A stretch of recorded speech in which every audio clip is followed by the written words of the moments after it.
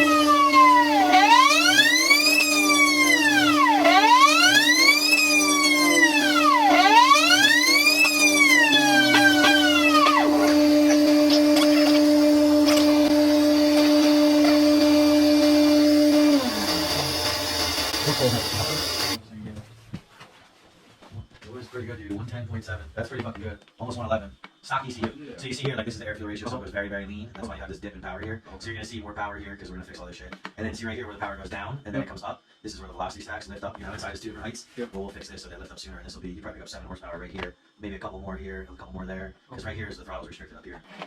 It's gonna be pretty fast. But look, I want to show you this. So.